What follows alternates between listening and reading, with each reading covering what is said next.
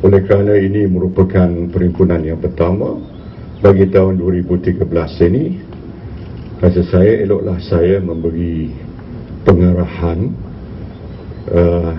tentang hala tuju dan penekanan yang harus dan perlu kita beri perhatian bagi sepanjang tahun 2013 ini.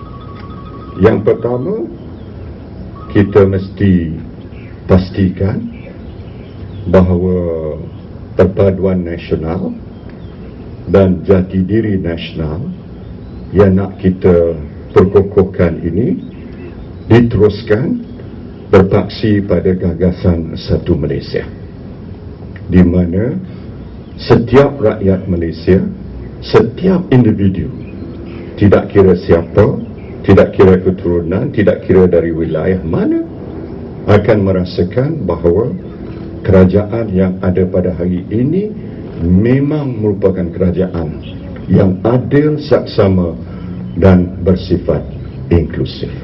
Yang kedua ialah untuk kita pastikan bahawa mula saja tahun ini segala-gala ketetapan yang telah dibuat dalam bajet 2013 itu dilaksanakan mengikut timeline dan jadual yang telah pun ditentukan.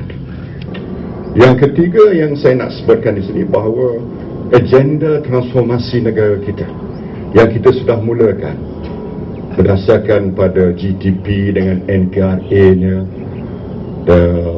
ETP dengan EPP-nya, Strategic Reform Initiative-nya, semua yang berkaitan dengan agenda transformasi nasional ini mesti kita beri tumpuan sepanjang tahun 2013 ini.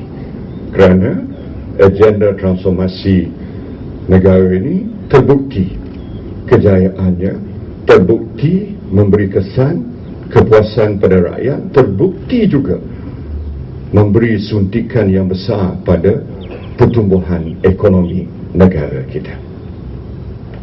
Dan selain daripada itu, saya juga ingin menegaskan bahawa pengurusan ekonomi negara kita ini, pengurusan ekonomi negara kita mestilah hala tujunya ke arah meneruskan usaha kita, strategi kita mengembangkan ekonomi negara kita, mengembangkan ekonomi negara kita supaya kita dapat mencapai kadar pertumbuhan yang tinggi. Dan selepas itu kita hendaklah pastikan bahawa kekayaan hasil tambahan itu kita agihkan pada rakyat secara adil dan saksama.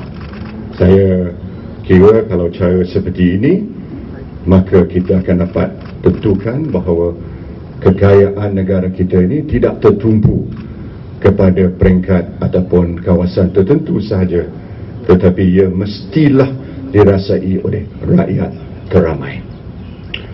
Saya suka juga ingin menegaskan bahawa amat penting juga kita program-program yang kita telah putuskan di bawah National Blue Ocean Summit dan National Blue Ocean Strategy seperti IM4U dan One Malaysia Call Center dan berbagai lagi program, termasuk program terbaru yang kita akan lancarkan pada tahun ini, hendaklah kita laksanakan sepenuhnya, termasuklah segala-gala yang melibatkan kepentingan touchpoint rakyat dan sebagainya.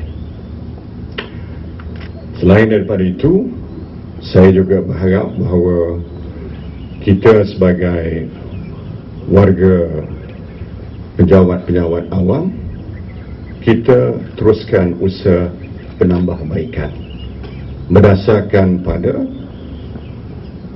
3 aspek yang saya telah sebutkan: perkhidmatan yang cepat, tepat, berintegriti, dan melihat juga kepada pemikiran yang kreatif, inovatif dan menekankan kepada productivity. Jangan lupa, ini amat penting sebab bila berakhirnya tahun 2012, mulanya tahun 2013, berarti bahawa kita sampai semakin hampir kepada garis penamat pada tahun keramat 2020. Berarti bahawa kemampuan kita untuk berdaya saing perlulah kita tingkatkan. Dan tahun ini banyak inisiatif-inisiatif baru yang kita akan lancarkan, termasuk education blueprint yang kita akan bentangkan secara muktamad, dan ini juga memberi kesan yang besar kepada masa depan negara kita, pembangunan modal insan. Jadi dengan berdasarkan pada kejayaan yang begitu baik yang telah kita capai pada tahun 2012, kita buka tahun 2000 lembaran baru ini, saya berharap kita akan lebih bersemangat lagi. Yang dah cuti pun dah balik dan semua dah semangat pun dah tinggi, ready, raring to go.